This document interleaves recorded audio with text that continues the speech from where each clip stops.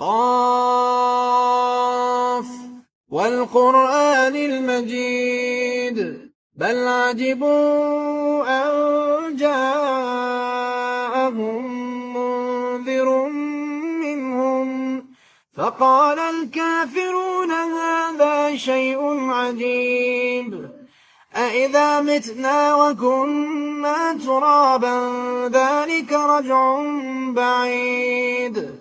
قد علمنا ما تنقص الأرض منهم وعندنا كتاب حفيظ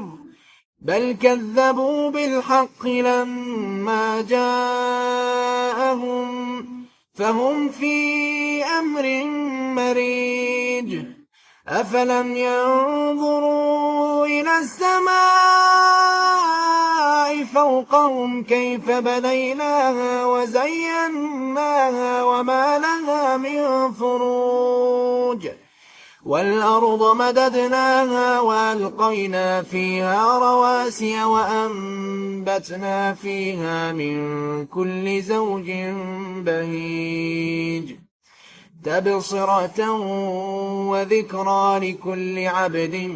منيب ونزلنا من السماء ماء مباركا فأنبتنا به جنات وحب الحصيد والنخل باسقات لها طلع نضيد رزقا للعباد وأحيينا به بلدة ميتا كذلك الخروج كذبت قبلهم قوم نوح وأصحاب الرس وثمود وعاد وفرعون وإخوان لوط وأصحاب الأيكة وقوم تبع كل كذب الرسل فحق وعيد أفعينا بالخلق الأول بل هم في لبس من خلق جديد ولقد خلقنا الإنسان ونعلم ما توسوس به نفسه ونحن أقرب إليه من حبل الوريد إذ يتلقى المتلقيان عن اليمين وعن الشمال قعيد ما يلفظ من قول إلا لديه رقيب عتيد وجاءت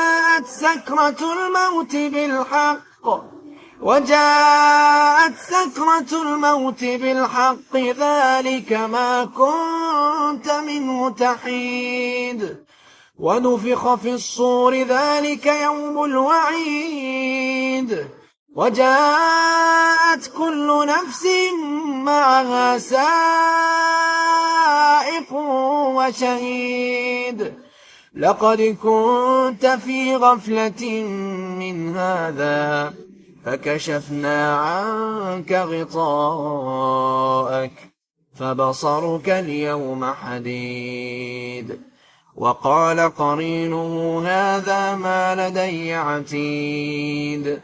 ألقيا في جهنم كل كفار عنيد مناع للخير معتد مريب الذي جعل مع الله إلها آخر فألقياه في العذاب الشديد قال قرينه ربنا ما أطغيته ولكن كان في ضلال بعيد قال لا تختصموا لدي وقد قدمت إليكم بالوعيد ما يبدل القول لدي وما أنا بظلام للعبيد يوم نقول لجهنم هل امتلأت وتقول هل من مزيد وأزلفت الجنة للمتقين غير بعيد هذا ما توعدون هذا ما توعدون لكل أواب حفيظ من خشي الرحمن بالغيب وجاء بقلب منيب ادخلوها بسلام ذلك يوم الخلود لهم ما يشاءون فيها ولدينا مزيد وكم أهلكنا قبلهم من قرن هم أشد منهم بطشا فنقبوا في البلاد هل من محيص إن في ذلك لذكرى لمن كان له قلب أو ألقى السمع وهو شهيد ولقد خلقنا السماوات والأرض وما بينهما في 6 أيام وما مسنا من لغوب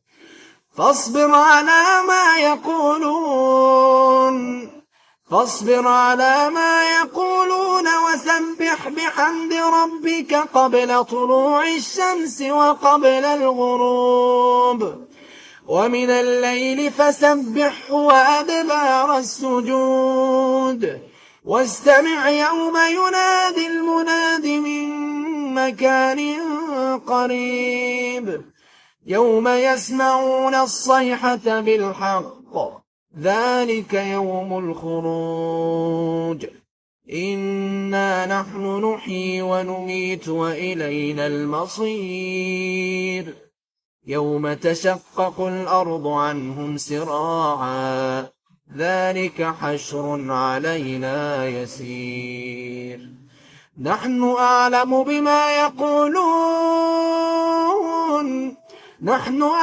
بما يقولون وما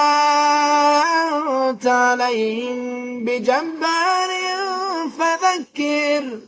فذكر بالقرآن من يخاف وعيد